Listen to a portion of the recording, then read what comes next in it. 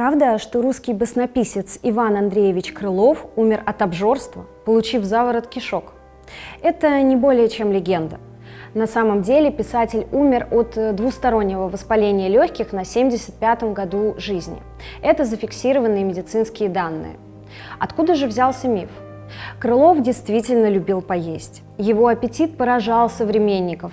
Баснописец съедал порции, рассчитанные на несколько человек.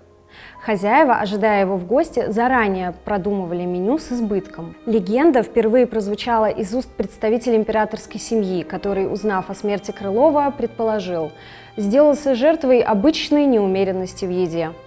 Это и послужило причиной появления легенды о смерти от переедания. А вот как гурман Крылов оценивал застолье у императора.